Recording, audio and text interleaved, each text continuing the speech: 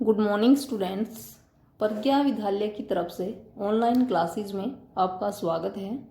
आज हम 8th class का सामाजिक विज्ञान की जो बुक हम कर रहे हैं, भूगोल, उसका लेसन 3 कर रहे हैं। खनिज एवं शक्ति संसाधन, मिनरल एंड पावर रिसोर्सेज। इसका लेक्चर नंबर कौन सा रहेगा? 11। स्टूडेंट्स, पीछे के जो लेक्चर्स हैं उसमें हमने क्या किया था? खनिज संसाधन कि खनिज किसे कहते हैं, खनिजों की विशेषताएं, विश्व में खनिजों का वितरण, भारत में खनिजों का वितरण, खनिजों के उपयोग और उनका संरक्षण। इसके बाद हम क्या कर रहे हैं? शक्ति संसाधन, ऊर्जा। शक्ति क्या होता है? ऊर्जा। ऊर्जा के जो संसाधन होते हैं वो। अब है शक्ति संसाधन कि शक्ति अथवा ऊर्जा हमारे जीवन में महत्वपूर्ण भूमिका निभाते हैं। हमें उद्योग, कृषि, परिवहन, संचार, प्रतिरक्षा के लिए शक्ति की आवश्यकता होती है कि कोई भी फील्ड हो, हमें ऊर्जा की तो जरूरत होगी। उद्योगों में भी मशीनों को चलाने के लिए, कृषि में भी ट्यूबवेल चलाने के लिए, परिवहन में भी, संचार में भी, प्रतिरक्षा इनकी सुरक्षा के जो क्षेत्र होते हैं उनमें भी, कोई भी क्षेत्र हो, शक्ति हमारे जीवन का एक महत्वपूर्ण हिस्सा है, वो बन गया है। इन शक्तियों और ऊर्जा संसाधनों को 2 वर्गों में विभाजित किया गया है कि जो ऊर्जा संसाधन या शक्ति संसाधन है उसको हमने 2 भागों में बांटा है। कौन कौन से? परंपरागत स्रोत और गैर परंपरागत। कि ऊर्जा के परंपरागत स्रोत, परंपरागत जिनका प्राचीन काल में अधिक उपयोग होता था, इनकी पहले के जो बने हुए हैं। गैर परंपरागत जिनका वर्तमान में अधिक उपयोग होता है। अब परंपरागत स्रोतों में कौन से हैं? कोयला है, पेट्रोलियम है, प्राकृतिक गैस है। ये तीनों किस में आते हैं? ईंधन में। ईंधन के रूप में इनका प्रयोग करते हैं। खनिज तेल है, जल विद्युत है। ये परंपरागत स्रोत हैं। फिर है गैर परंपरागत स्रोत में कौन से आएंगे? सौर ऊर्जा। सौर ऊर्जा इनकी जो ऊर्जा सूर्य से प्राप्त है। ज्वारीय ऊर्जा जो ज्वार भाटा से प्राप्त होती है। परमाणु ऊर्जा जो परमाणु जो नाभिकीय विखंडन और संलयन से जो बम जो वगैरह बनते हैं। बायोगैस जो गोबर इत्यादि से पैदा होती है। और भूतापीय ऊर्जा जो धरातल से जो पैदा होती है। तो ये ऊर्जा के कौन से स्रोत हैं? गैर परंपरागत स्रोत। स्टूडेंट्स, आज के इस लेक्चर में हम ऊर्जा के जो परंपरागत स्रोत हैं उनका विस्तार पूर्वक अध्ययन करेंगे। परंपरागत जो स्रोत हैं उनका।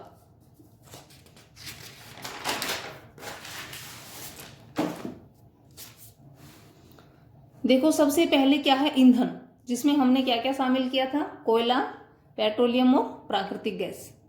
कि इसका उपयोग खाना पकाने और ऊष्मा प्राप्त करने के लिए व्यापक रूप में होता है। जो ईंधन में जो प्रयुक्त होते हैं, कोयला, पेट्रोलियम, प्राकृतिक गैस, उनका प्रयोग हम किस लिए करते हैं? या तो खाना पकाने में, या ऊष्मा क्या होती है? गर्मी प्राप्त करने के लिए। इस ईंधन में कोयला, पेट्रोलियम और प्राकृतिक गैस शामिल है।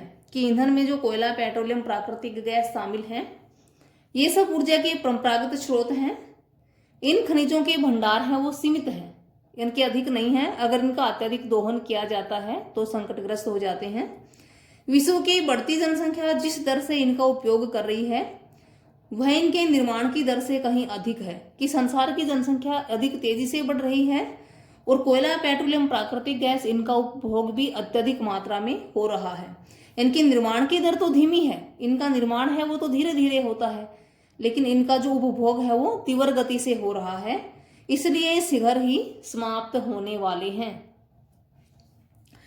अब जो ईंधन में जो फर्स्ट है कोयला, पौधों और जानवरों के अवशेष।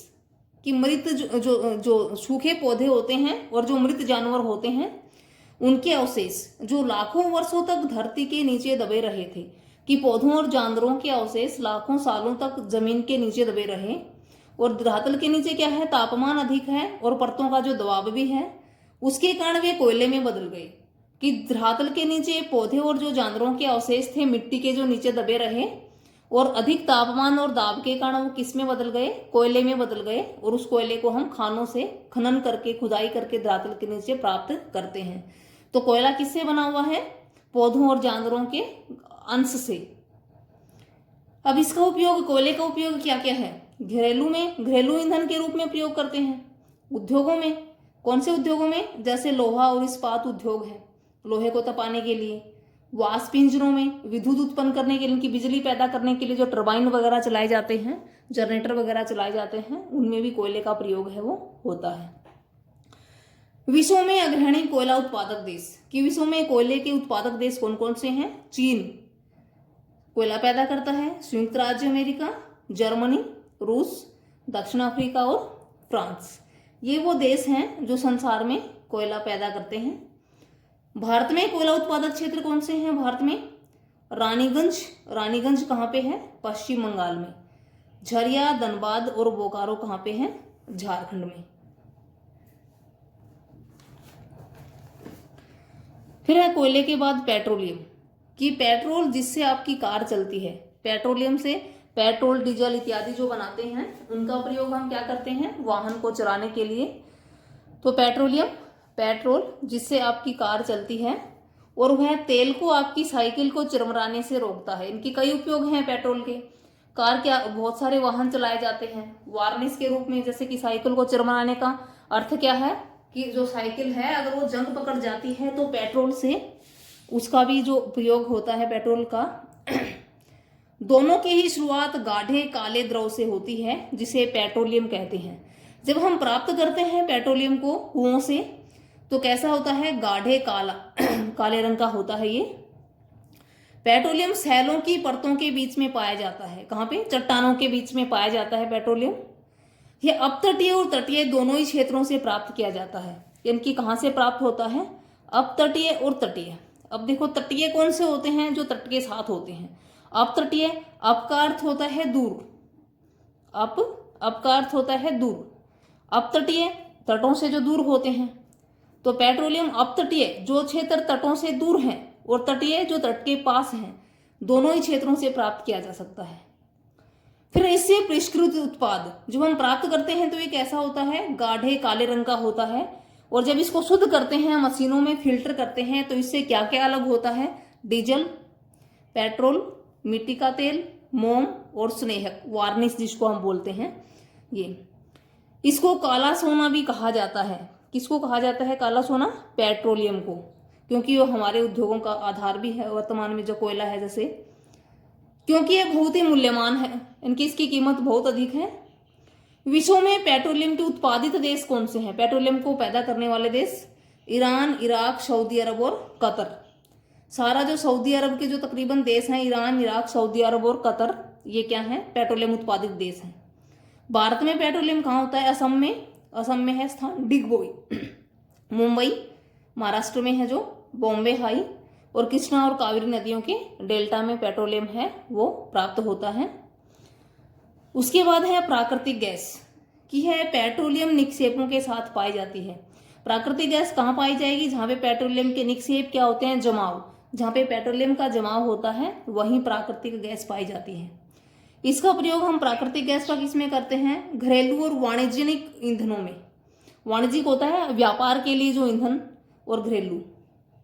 विश्व में प्राकृतिक गैस के उत्पादित घरेलू में जैसे जो सिलेंडर है प्राकृतिक गैस, इसको क्या कहते हैं? LPG, liquid petroleum gas. विश्व में प्राकृतिक गैस उत्पादित देश कौन से हैं? रूस, नॉर्वे, यूके और नीदरलैंड, जो एलपीजी का उत्पादित करते हैं। और भारत में जैसलमेर, राजस्थान में है जैसलमेर, कृष्णा गोदावरी का डेल्टा त्रिपुरा, और मुंबई जो महाराष्ट्र में है।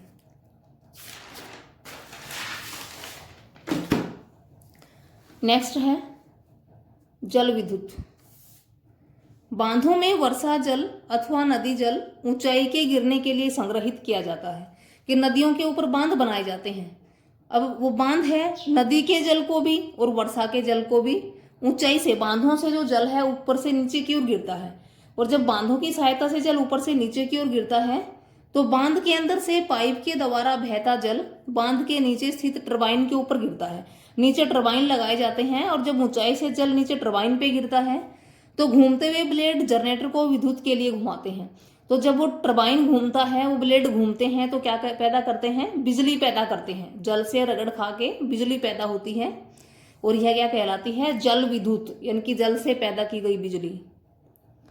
देखो एक बार फिर, कि जब बांध बनाते हैं नदियों के ऊपर तो वर्षा के जल को और नदी के जल को ऊंचाई से गिरने के लिए बनाते हैं, ऊंचाई से गिरने के लिए संग्रहित करते हैं। बांध के अंदर से जो पाइप होते हैं, पाइपों से बहता जल नीचे की ओर गिरेगा, और नीचे क्या है? टरबाइन लगा रखे हैं। अब जो टरबाइन के जो ब्लेड हैं वो घूमते हैं, और जब जल गिरता है तो जल के साथ क्या करते हैं, क्रिया करके विद्युत बनाते हैं, यह जल विद्युत कहलाती है। विद्युत पैदा करने के बाद जो भी जल बचता है, क्योंकि जिस जल से बिजली बनाई जाती है, बिजली बनने के बाद जो भी जल बचता है उसका प्रयोग किसमें होता है, कृषि में होता है। विश्व में जल विद्युत जल से जो बिजली बनाने वाले देश कौन से हैं, पैराग्वे, नॉर्वे, ब्राजील और चीन। और भारत में भाखड़ा नागल बांध जो सतलुज नदी पर है, गांधी सागर बांध, नागार्जुन सागर और दामोदर घाटी परियोजना, इनमें क्या है, जल से विद्युत बनाई जाती है। अब हमने एलपीजी प्राकृतिक गैस तो किया है, इसके साथ एक और भी गैस होती है जिसका वर्तमान में अधिक प्रयोग होता है, सीएनजी, कंप्रेस्ड नेचुरल गैस, संपीड़ित प्राकृतिक गैस हिंदी में अगर कहें तो। यह एक पर्यावरण हितैषी गैस है। पर्यावरण हितैषी क्या होती है, पर्यावरण के हित के लिए। यह पेट्रोलियम और एलपीजी की तुलना में कम प्रदूषण करती है। यह गैस पेट्रोलियम की तुलना में और एलपीजी गैस है, एलपीजी उसकी तुलना में कम प्रदूषण करती है। इसलिए जो अधिक प्रदूषण वाले क्षेत्र हैं जैसे दिल्ली है, चेन्नई है, जो बड़े महानगर हैं, उनमें वाहनों में सीएनजी का प्रयोग होता है। विश्व का पहला जल विद्युत पैदा करने वाला देश कौन सा है, नॉर्वे। कि विश्व में देखो जल विद्युत पैदा करने वाले देश हैं पैराग्वे, नॉर्वे, ब्राजील और चीन, और इनमें पहला देश कौन सा है, नॉर्वे है।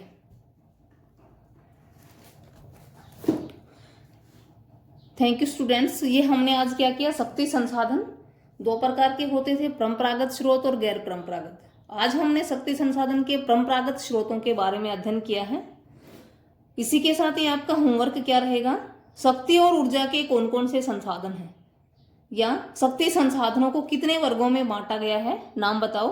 शक्ति संसाधनों को दो वर्गों में बांटा गया है, परंपरागत और गैर परंपरागत। कोयले से प्राप्त विद्युत को क्या कहते हैं, कोयले से जो विद्युत प्राप्त होती है उसको क्या कहते हैं, तापीय विद्युत। कोयले से प्राप्त विद्युत को तापीय विद्युत कहते हैं। जल विद्युत पैदा करने वाला पहला देश कौन सा है, जो हमने अभी किया, नॉर्वे। कौन से ऊर्जा संसाधन को काला सोना कहा जाता है, पेट्रोलियम। और पेट्रोलियम से परिष्कृत उत्पाद कौन से हैं, पेट्रोल, डीजल, मिट्टी का तेल, मोम, स्नेहक इत्यादि। ये क्वेश्चंस आप फेयर नोटबुक में राइट भी करोगे और लर्न भी करोगे। Thank you students.